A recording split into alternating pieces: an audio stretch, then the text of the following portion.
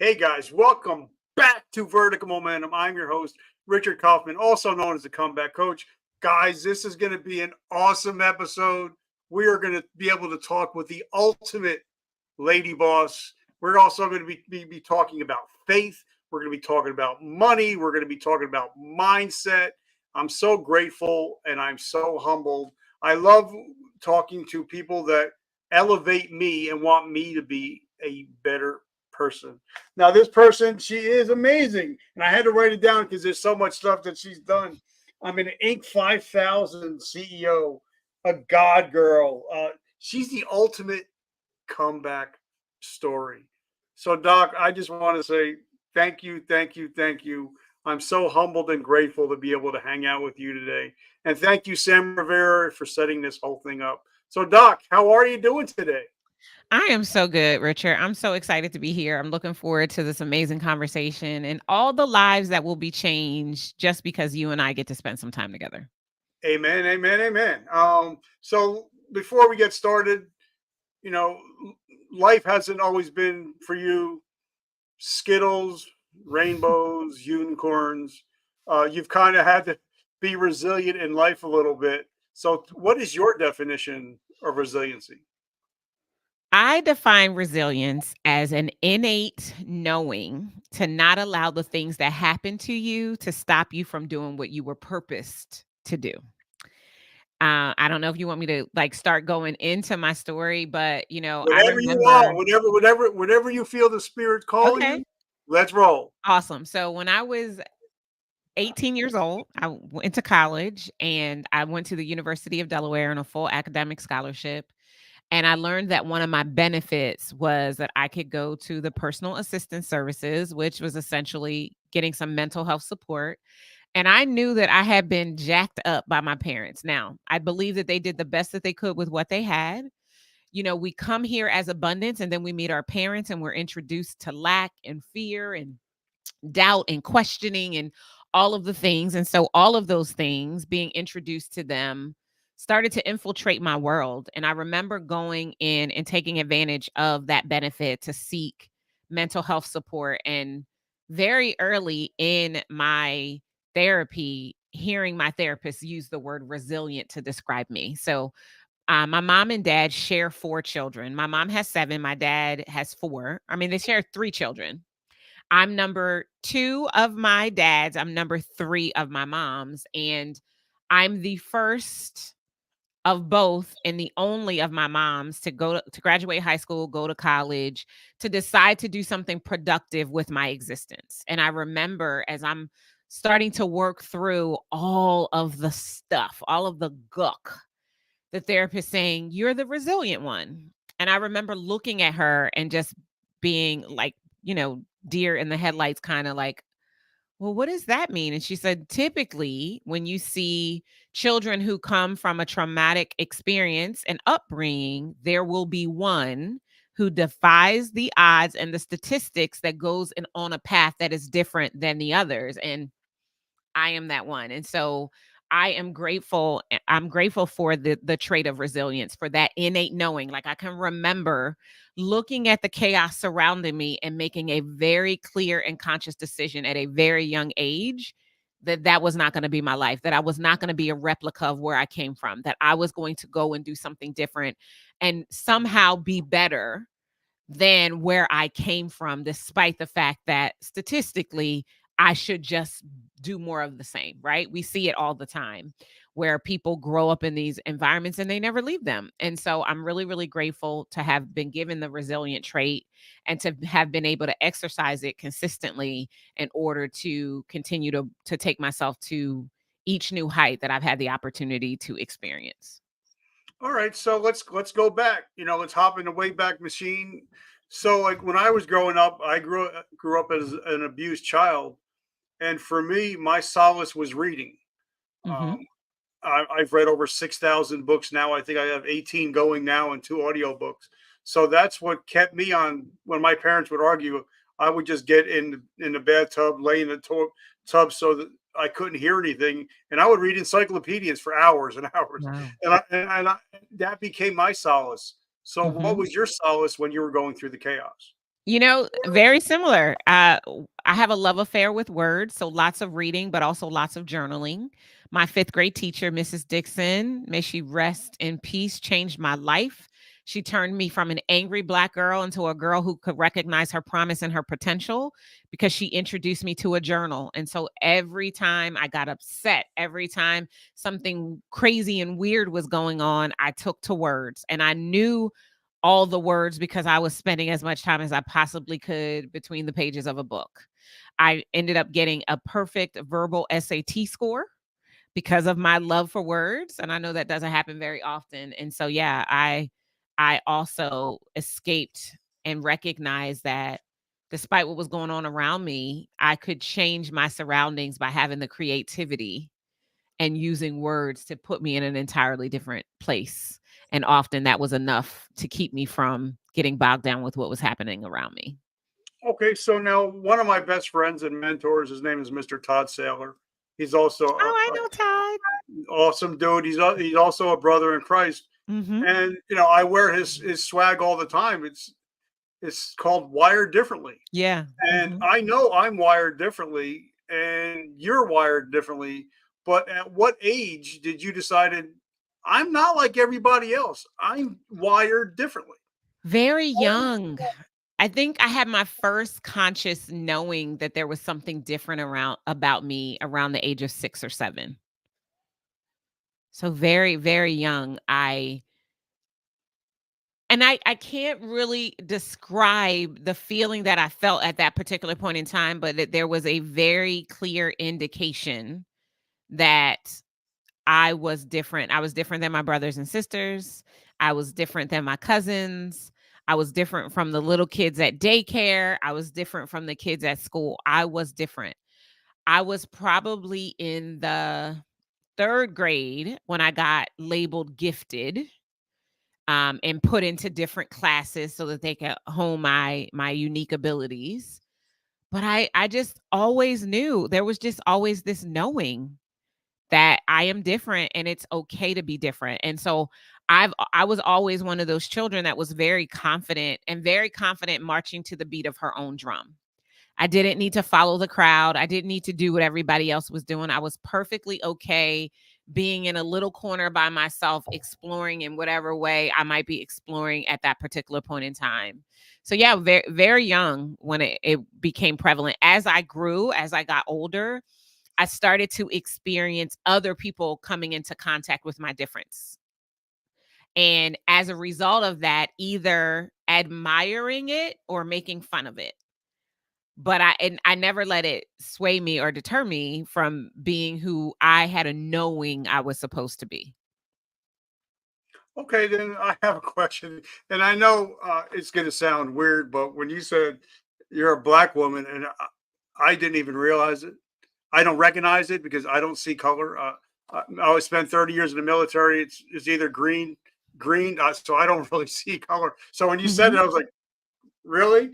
But the reason I wanted to bring it up is I grew up on the streets, but then I also got took in by a colored family that raised me, and they taught me about you know what a matriarch is, what a patriarch is in the family. But they also taught me about how sometimes when one person starts thinking differently and tries to move ahead, everybody else tries to pull them back and say, "No, that's not for you. That may be for somebody else, but that's not for you." So, what was it like growing up, like you said, with a couple siblings? You're forging ahead, you're pushing, and did they ever try to hold you back and start saying that's not for you? That's not what this family does? No. No, I never experienced that. I mean, most of the berating that I experienced from my siblings was just, you're different, right? It wasn't an attempt to hold me back. But I've also always been a person who keeps her dreams close to her. I don't share my goals, my dreams, my desires with everyone because I know that you will have more people praying against you than you'll have praying with you. Right? That's just the nature of the beast because whenever we are ascending and aspiring to go to a different level, the people who don't want us to go to that level because they don't want us to surpass them or they don't want to realize the next level for themselves, they might attempt to hold you back. So in order to shield myself from that, I'm very careful about, even to this day, who I share my biggest dreams and goals with, because I want to share them with edifiers and not people who would attempt to disrupt. And so I've always had that level of discernment and knowing when it made sense and when it was appropriate to actually share with whomever it is that I might be interacting with at that particular point in time. Okay, so I know the reason why I want to bring this up is my two cousins, two of my favorite people, my cousin Andrea and my cousin Gina. One's a high level CEO, the other one's a doctor for the CDC. And she's also a military veteran, Gina. But I know that when she was going through the military, going through college, because she was a hard charger, she was a go getter, and she sometimes was like so focused that she didn't really have a bedside manner, which she still doesn't to this day. Mhm. But people would say, "Oh, she's the B word," because Mhm. she's trying to get ahead, she's trying to push forward, and she's trying to break ceilings and starting to break barriers. So you never went anything through anything like that? Not from my family. The question you asked me was, did my family do that? So But no, now I I'm mean, I talking about remember distinctly when I on the was, outside now. Now I'm talking about yeah, on yeah, the outside, college.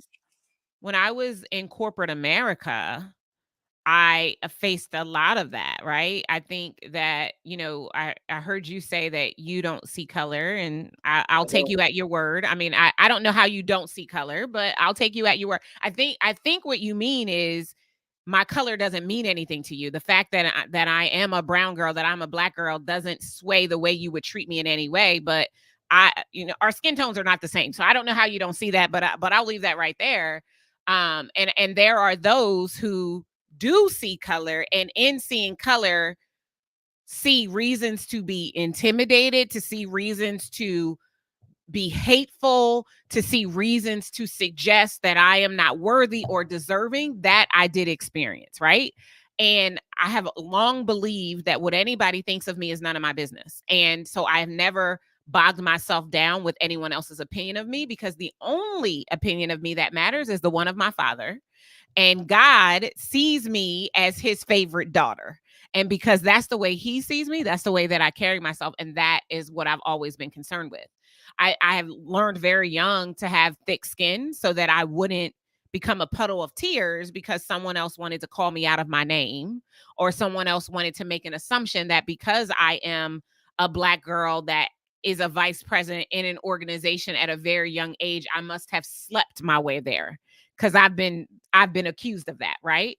And because what people think of me is not my business, like, I don't care. I remember when I was in high school, um, someone saying to me, "Oh, you think you're all that." And I remember my response being, I don't have to think I'm all that, because you're thinking it for me. Like, I don't have to spend my energy trying to defend who I am and what I bring to the table. And I can even show you better than I can ever tell you. So rather than get into all of that back and forth lip service, I'm gonna keep doing me. And me, I was designed to succeed. That is who I am. And so allow my confidence in the way that I show up in a space, invite others, women mostly, but anyone, to see that as an opportunity to do the same. I love that quote, or that's part of the Marianne Williamson poem, Our Deepest Fear. As you let your light shine, you unconsciously give others permission to do the same. As you are liberated from your fear, your presence automatically liberates others. And so that's kind of how I live my life. I show up fully, I take up space, I enter and occupy, because when I do, I give other people permission to do the same thing. I love that, and that brings me back to one of my favorite people of all time is Mr. Deion Sanders, primetime, when Mhm. he says, "You didn't make me, so you can't break me." Yeah, And I absolutely. love that I may have been a drug addict, I may have been an alcoholic, I may have been homeless, but now I got a beautiful wife, a beautiful business, beautiful children. God's given me all the blessings. So even when He chose, like I was talking to somebody today earlier on the show, He could have chose Aaron to be His speaker because he was the eloquent speaker. Yeah. He didn't choose Aaron. Moses wanted him to choose Aaron. Yeah, He chose Moses. Yeah. And when he chose, he could have chose anybody to lead His church, but He chose Saul. who was Right. one of the greatest killers in Christian killers in the world. Yeah. Now he became Paul. So when God calls you, nobody can take it away from you. No one You know, can. so talk to us about that. You know what college life was like. Because I didn't go to college. I'm a ninth grade dropout. So what was college life like for you? College life was great. um, it was great in every sense of the word, right? I mean, I was grown enough and independent enough to make my own decisions. I made my own way. I had enough foresight to be able to do well while I was in school, to be able to graduate at, summa cum laude at the top of my class. I had a lot of fun. I did a lot of partying. I have no regrets whatsoever. Sometimes I wish I could go back. Sometimes I wish I could go back because those days were days of freedom and carelessness, right? None of the demands that go along with adulting that I have to experience when I was in college. I went to the University of Delaware, predominantly white institution. There was approximately 500 Black students on campus during the time. So we had our own little microcosm. It was an amazing experience in every way that I can recount and recall. And I know that I'm a better woman for having gone to college. I initially, my plan was upon graduation to go to law school, and I made a decision at the last minute not to go to law school, and instead went to work in corporate America. And even that, I believe, was destined, right? It was the way that it was supposed to go. I can't even begin to imagine how my life might be today had I not gone into corporate America and had I gone to law school. I have no idea. But I believe that the path that I'm on is the path that I was supposed to be on, because that path is the path that led me to entrepreneurship and being able to be the woman I am today, and empowering, equipping, and raising up a generation of entrepreneurs that are making millions of dollars a year in their business and are creating financial legacy while they build businesses that serve them financially and spiritually. And that may not have been possible had I taken another route. So I'm grateful that I was blessed enough to go to college on a full academic scholarship. I did not have any student loan debt to recover from, which is amazing. I mean, I had other debt. I spent way too much money on credit cards in college, but I'm grateful for the experience and the time that I had, and it definitely has helped to be a significant part of the journey that I've been on.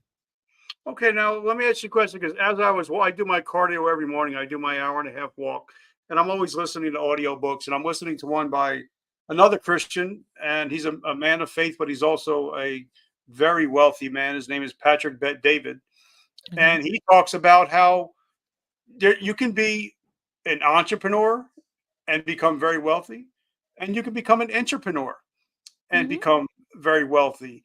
It's just a matter of the level that you're willing to put into work, instead of just being that person that's going to do just enough or just ride the time clock. Because I believe that if you do more than you get paid for, eventually you're going to get paid more for what you do. So talk about that, is how you got into the entrepreneurial space, or how corporate went, and then how you got into the entrepreneur space.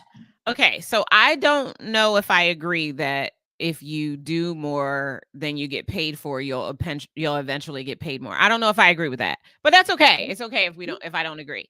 Um, I mean, I spent 12 years in corporate America. I started working right out of college. I took a entry level customer service position with the company. I think my first salary was like $19,000. I did not know that I had the right to negotiate my salary. So I took what they gave me. That was one of the things my dad told me and taught me, right? He's like, you just be grateful that you get anything. And so I settled for what they gave me.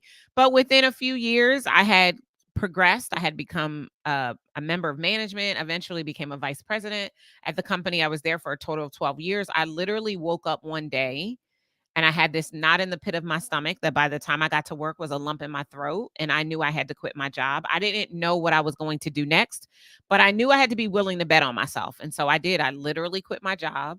And while I was figuring out what I was supposed to do next, I sold Mary Kay Cosmetics full time. I ended up becoming a sales director and a pink Cadillac sales director and an independent executive sales director, all within a span of about 2 years. And then I, had another moment and I was like, this has been good, but this is not really what I'm called to. I believe God is really calling me to do the work that He sent me here for. And so I started my company. And early in entrepreneurship, we struggled. I mean, it was not sunshine and rainbows, it was torrential downpours consistently.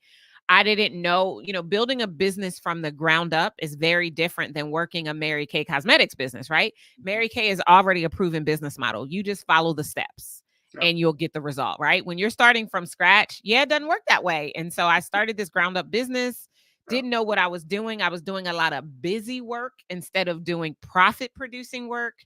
And that landed me bankrupt and back working a job. And so I took myself back to work, and I did that because I didn't want to live in my car. And while I took that job, I made some very serious decisions, among them being that when I finished that assignment, I had agreed to a 2-year contract that I was going to become unemployable. So on nights and weekends, I was an intrapreneur, right? And an intrapreneur is defined as a person who has a full-time job that also has an entrepreneurial interest that they explore on the side. And so while I was working my job full-time, I developed and grew my business very part-time, so that by 2011, when I came back into the business full-time, I actually had a 6-figure business that I could work that would prevent me from having to, have a job in addition to that. I don't believe that entrepreneurship is for everyone.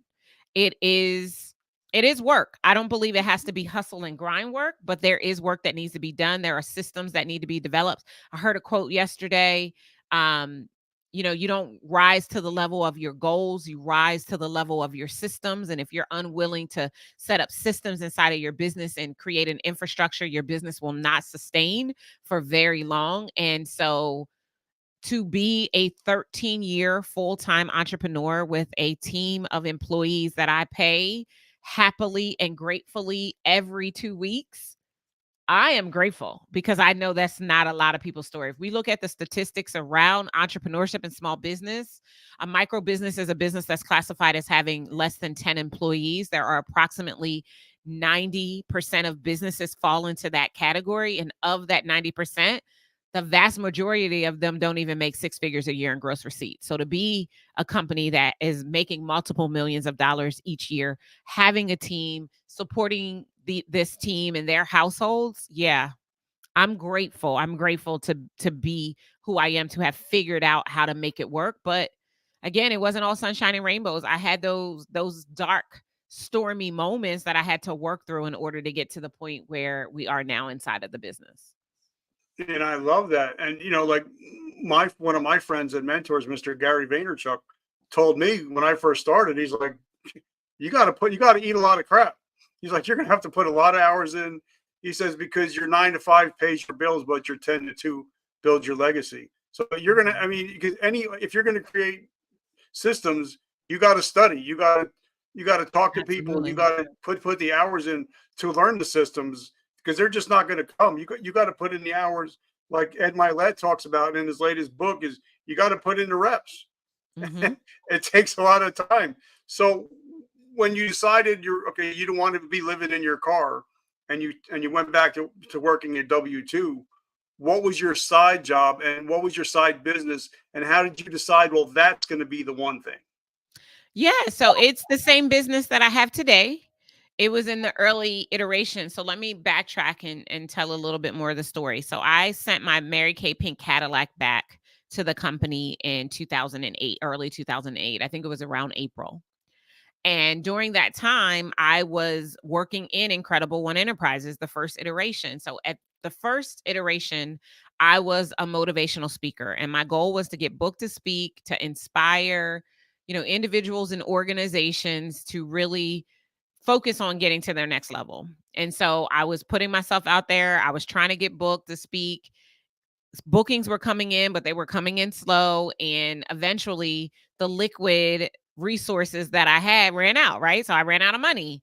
And once I ran out of money, I mean, I had a choice to make, right? And it's like, okay, keep going down a path that isn't producing enough or protect yourself. And so I decided to choose the path to protect myself, and I took a job. And when I took that job, I was very clear that it was a layover It wasn't a destination. And so I walked through the door very clear that I was going to be there for 2 years. And so that meant that Darnyelle had 2 years to figure out entrepreneurship, to figure out her own business, to figure out how to make enough money to be able to replace her job. So my job when I was in corporate America, I made $120,000 a year. In my business, I averaged $20,000 a year for those 2 years that I was in my business before I went back to work. That's not enough, right? And so I took that job that covered my basic needs. And when I came back out into entrepreneurship, because I had been working my business part time, I had gotten my part time business up to $88,000. So by the time I came back into the business full time that first year, we did over six figures. We did like $143,000 that first year. And we just continued to progress from there. Every year doubling and then eventually tripling what we were doing in order to consistently grow. Okay, but now, so as you see, I'm writing stuff down because the stuff that I Mhm. want to talk about. And I love that you talk about, 'cause I always heard the saying that a goal is just a dream with a deadline. So you Mhm. put that 2 year date, you're like, all right, this is it. So, you're coming when it comes on like 18, 17 months, and you're like, okay, time's ticking down. Mhm. So you have that goal to go to. And I believe a lot of people, they don't have an exit strategy in life. And every billionaire and millionaire I've talked to, most of them started out with an exit strategy before they even started. So Mhm. I love that you said, I got 2 years and That's I'm going it. to 2 bounce years. at 2 years.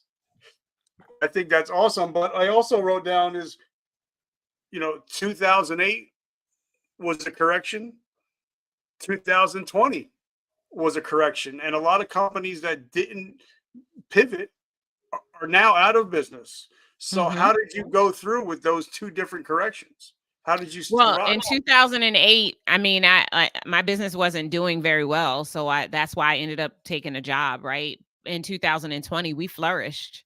So, 2020 to date at that particular point in time was our best year yet inside of the business, and since then we've doubled again. But I think one of the biggest things that helped us to not get caught up in COVID-19 and what it had the potential to do to the economy is first, we're in an industry that is always going to be available.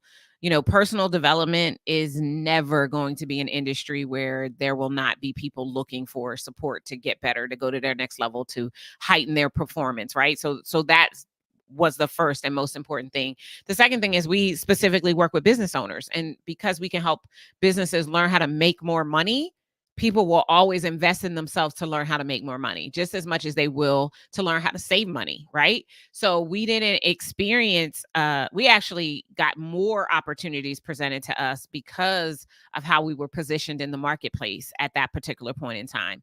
We had already been existing hybrid. Some of our work had been online for years, so we didn't have to figure out how were we going to take what we were doing offline and bring it online because we had already done that. So we were able to just move in the direction of what was happening at that particular point in time when those stay at home orders were in place and we couldn't have live events where people were all galvanizing. We could just take them online. So it wasn't a big curve for us to make the adjustment to see results during that time. I think the other thing that has always been really important and that has helped us is who we are and what we do is very clear. And we do a very good job of positioning ourselves so that people can see us as a solution to the problem they've been unsuccessful at solving on their own. And that's a recipe for profitability no matter what's going on in the economy. You have to be able to solve a problem that people are going to be willing to invest in a solution to. And once you do that, if you are positioning yourself and showing up consistently in the places where they are gathering, then they will see you and they'll be able to acknowledge that you might be the solution that they've been seeking and begin the conversation with you to learn how you might be able to help them. And so that's essentially what we did. We took every opportunity we had to express ourselves through our messaging in the places where our idle clients were gathering so that they could see our message and take the action we most wanted them to take, which would be to get into conversation with us about working together in some capacity. And that's what happened. Okay, now there's a word that you said, and I think it's so important, is the word action. Mhm. Because I was just watching a video with Gary Vaynerchuk, and he was talking. He was doing a keynote. He says, I've been doing this for 22 years, and I've seen some of your faces for that same 22 years, and only Mhm. 3% of you are going to take any action on anything that I say today. He's like, that's how I make my money, because 97% of you people are not going to take any action on what I tell you today. So talk Mhm. about that is you can give me the best information, but if I don't act, like, I can read all day about doing a push-up, but if I don't do the push-up, it doesn't do me any good. So talk Right. about being an action taker.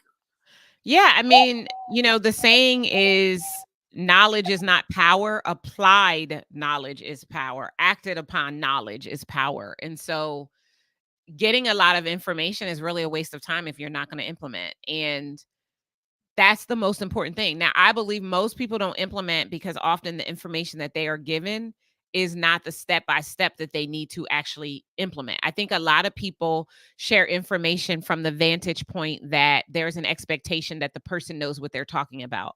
But what we have to do if we really want to create content that can be implementable so people can take action and therefore get results, we have to dumb it down, and not dumb it down because the people are dumb it down and make it as simple as possible so that they're taking one step at a time, right?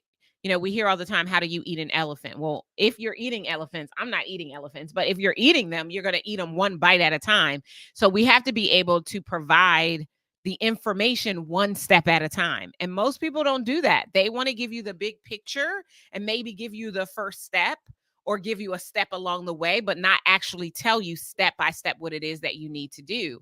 And so that's actually one of the things that separates us from a lot of business education consultants that exist in the marketplace. We are going to break that content down into the smallest common denominator so that when you go step by step through the process, you will get the result. That's why we have over 500 case studies and success stories. Like, it's why 88% of our clients grow their businesses by 50 to 200%. It's why every year 20% of our clients cross the $1 million mark. Like, it's because we've taken the time to figure out how to incentivize adult learners. Adults learn differently than children. And so if Yeah. you don't understand what it takes to help an adult learner get what they need to implement, they're not going to implement. Yes, there is some truth to the fact that information can be put out there and people won't actually do it. Yeah, there is a natural part of the population that is going to do that.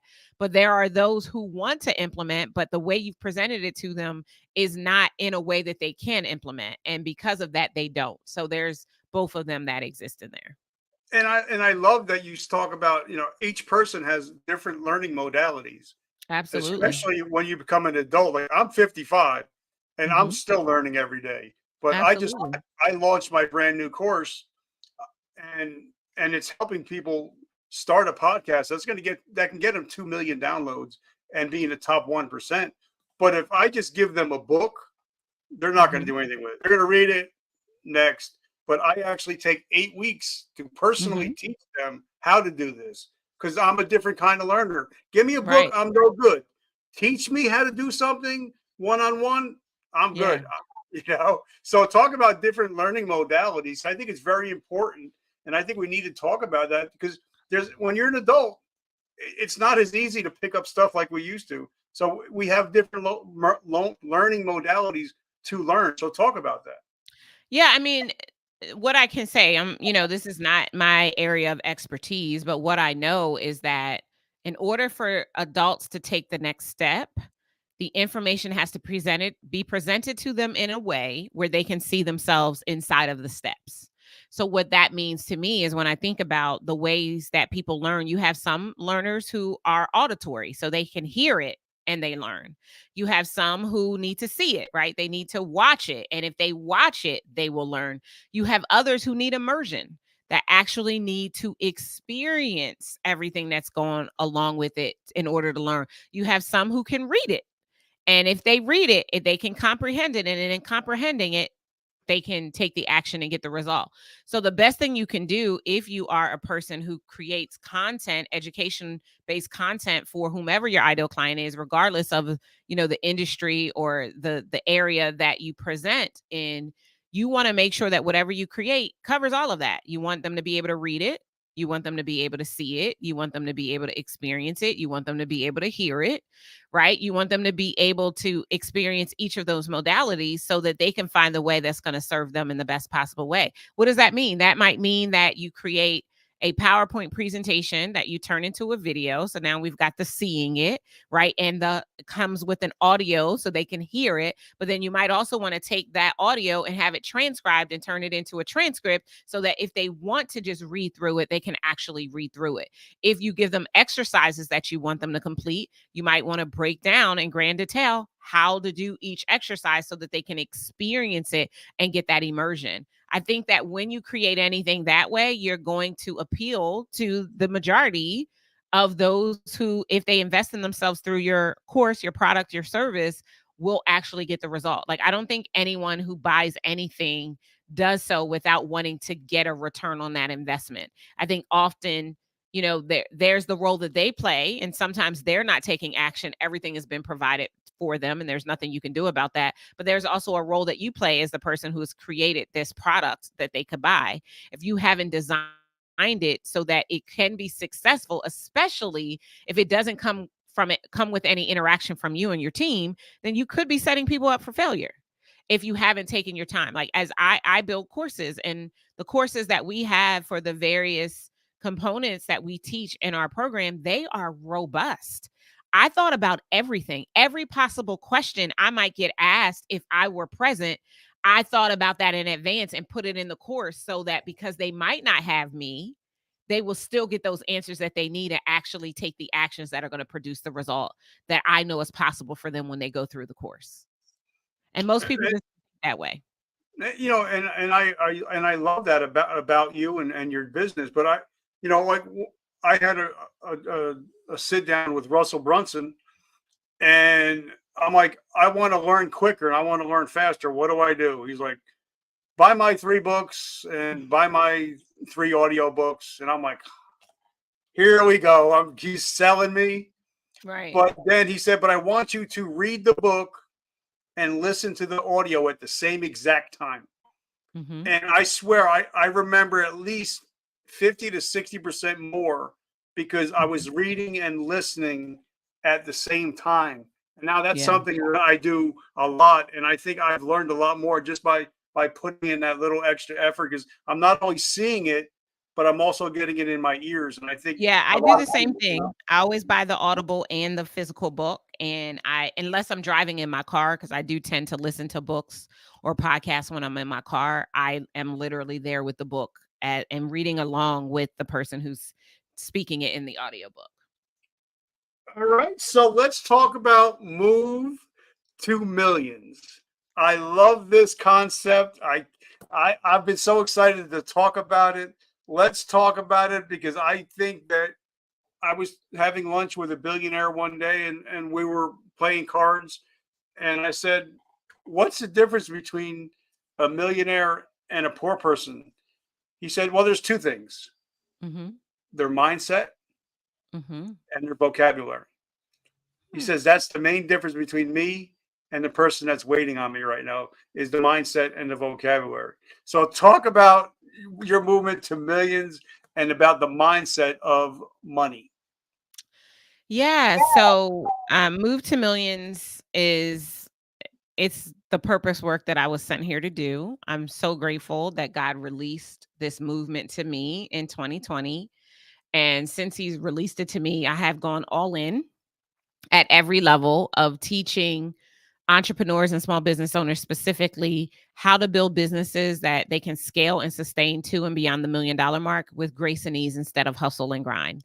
And so that's the nature of the work. Inside of the brand, we've got everything. I've got a book that came out November of last year, Move to Millions, the proven framework to become a $1 million CEO with grace and ease instead of hustle and grind. We've got a 90-day planner that'll show you how to build your business and set your business's infrastructure up to be able to cross the $1 million mark. We've got my podcast, which is called Move to Millions with Dr. Darnyelle Jervey Harmon. We've got the live event that we hold every May that allows us to serve hundreds of entrepreneurs and small business owners from all over the world who want to learn how to radically dismantle the money blocks and beliefs that are keeping them from their millions, and to learn how to set up their $1 million asset so that they can have a business that has a foundation upon which they can scale.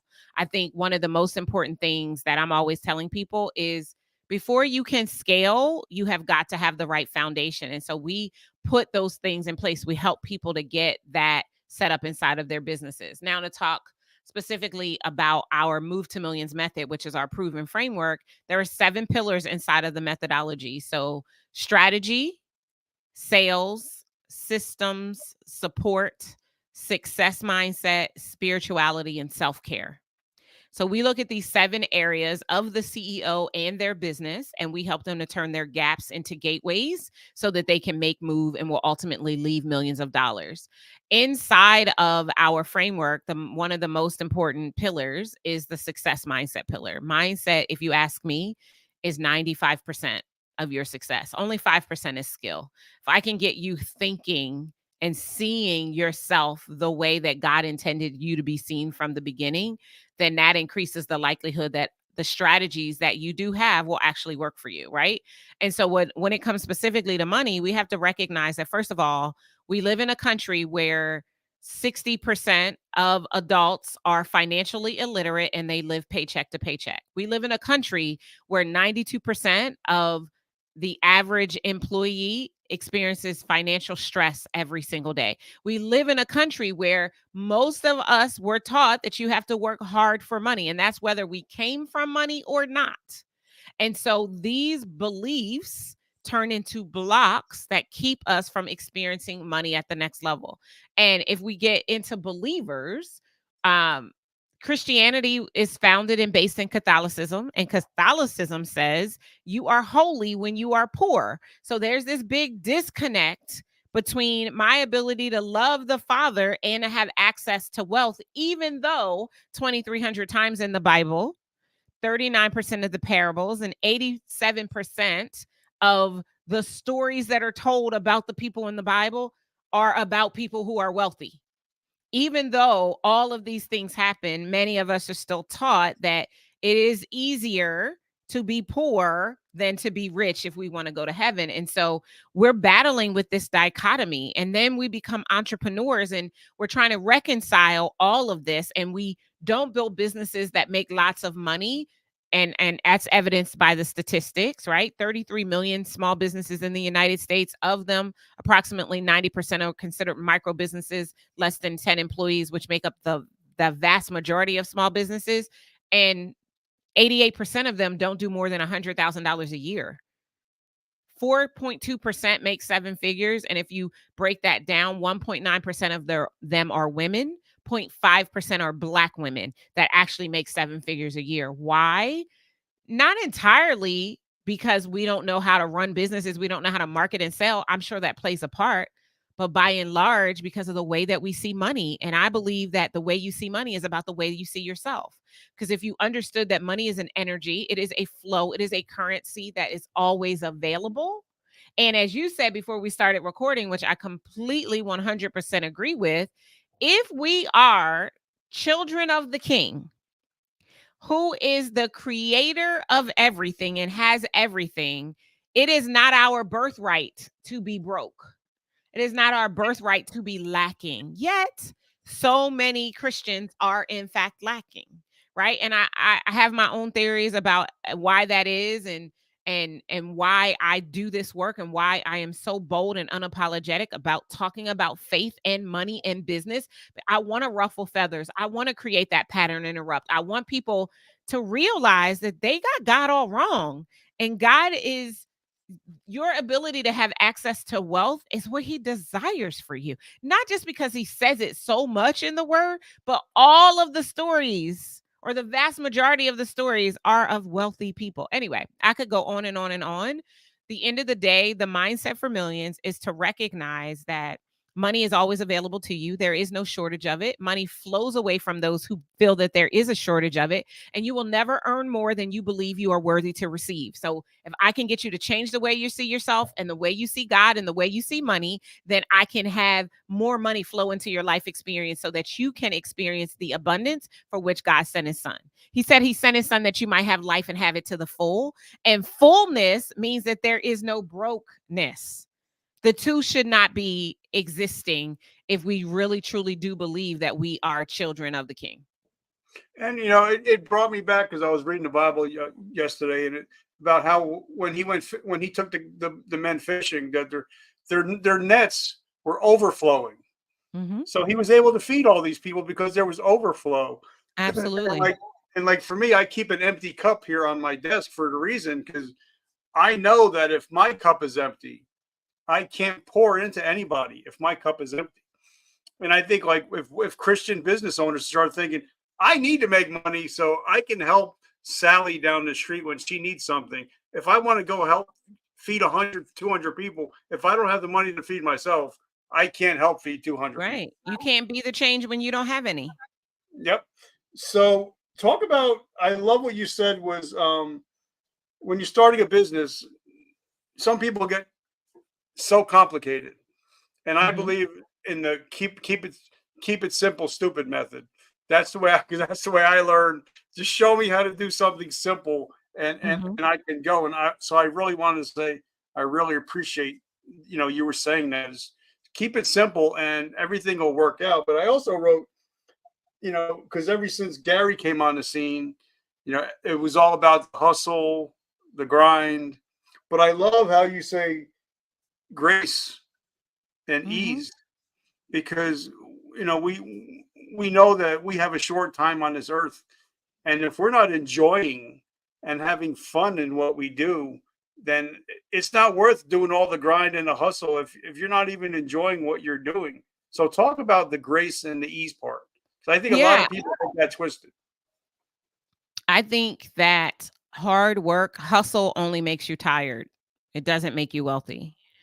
And I believe that, again, there is work to be done, right? We can't make an ask of God without also taking an action. That's why James says, with faith without works is dead. I can believe all day long that I am going to make millions. I'm going to be a millionaire. But if I am not taking one action that is leading me down the path to those millions aren't coming, because there's a role that I have to play. Faith is only part of it. And so I used to hustle and grind. I used to burn the candle at both ends, and all the little cliches that make it okay to overwork and overprocess. And what I recognize is that, number one, I wasn't taking care of myself. And it's why self-care is a pillar in our methodology, because you're only as good as the strength of your vessel.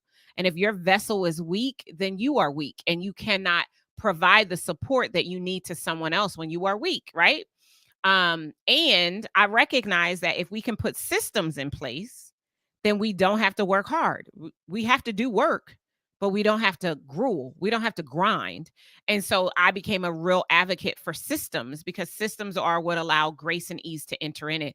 It allows you to experience automation. And so when I say systems, I mean three distinct things. Number one, I'm talking about the standard operating procedures, the steps that you take every time you want to perform an action in your company, making sure that they are documented and not just written down, but also they include a process flow and a video or an audio of how it's done step by step. Number two, systems, the software. There are many software companies out there that have created amazing products that are designed to make it easy for you to do just about everything. So, identifying the right software that's going to support your business and your business functions, and getting those things set up. And number three, I'm talking about automations. Where are the opportunities to have some of the work done without you having to be present for it to be done? And so, inside of a business, there are 7 systems that need to be set up. You need general operation systems, you need financial management systems, legal management systems, marketing management systems, sales management systems, client management systems, and talent management systems. Those systems become your $1 million assets, which puts you in a position to be able to build and sustain a business that you can scale and that you can have the support that you need in order to get the tasks performed in a way that still allows you to experience harmony. I don't know if there's really any such thing as balance, right? Because there are points in time where you need to focus more on one thing than another, but you can have the right integration and harmony so that no area of your life is ever lacking when you have systems. Right? You don't rise to the level of your goals, you rise to the level of your system. So, setting those systems up are what is going to allow you to not have to hustle and grind in order to grow your business. And so, putting those systems in place is centrifugal. It's so important. And something that I love all the seven pillars, but I think the two most important, because you're like my 1200th interview, and I've interviewed millionaires, billionaires, doctors, lawyers, and if a person fails in life, not just in business, it's either because of non-spirituality Mhm. or self-care.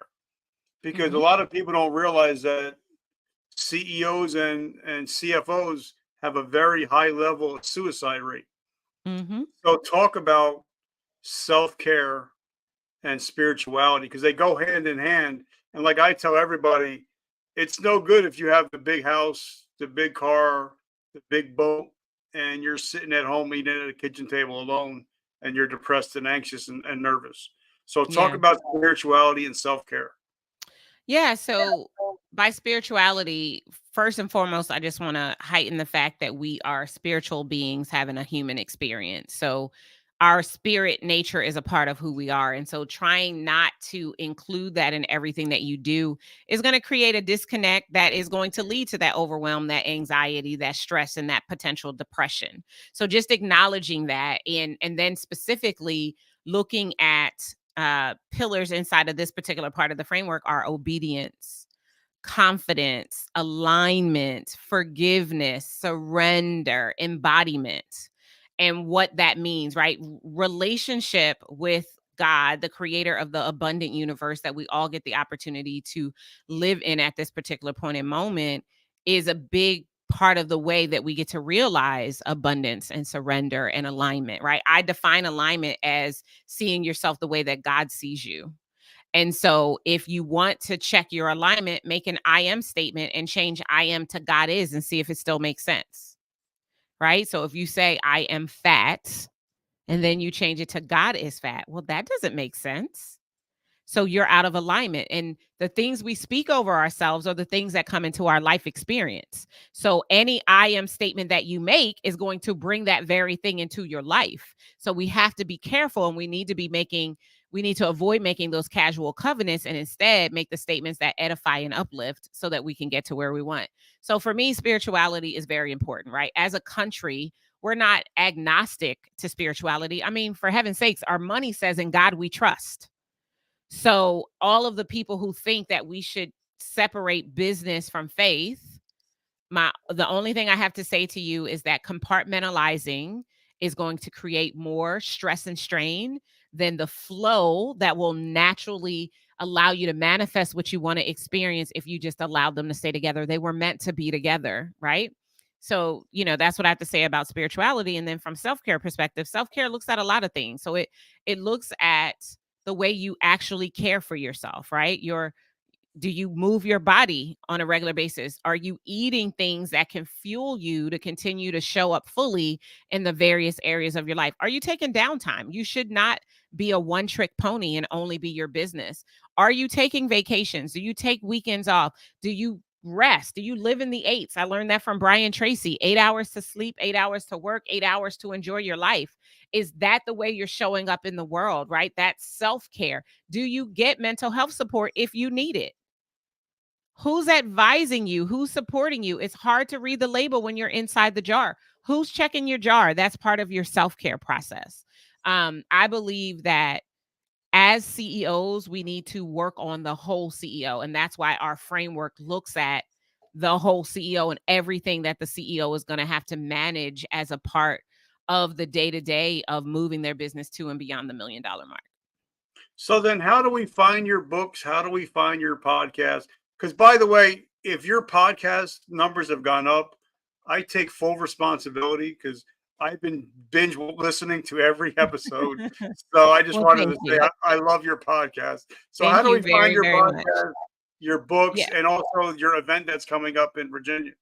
Yeah, if you go to movetomillions.com, you can see everything. Movetomillions.com. There'll be links for you to click on for the podcast, for the book, for our monthly masterclass, for our live event, for the planner, for everything that we can do to help you make, move, and leave millions. You can learn about all of that from movetomillions.com.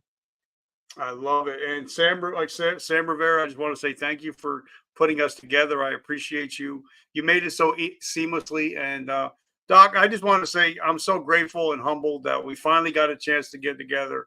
And Absolutely. and guys, make sure you check her out on all her social media. It's fire. She's putting out amazing content. And you want a better life, just make sure that she's in it. So, Doc, I just want to say thank you. Thank you so much. Thank you so much for having me. I appreciate it. You're welcome. And guys, remember, like Joel Osteen says, and something that I say all the time is you can either be a victim or you can be a victor. If you listen to this show, you're no longer a victim of your past, but you are a victor of your present and your future. So I love you guys. And remember, vertical momentum, the only way to go is but up. Doc, have an amazing week, and God bless with you and everything that you're doing. Thank you so much. You too. Take care.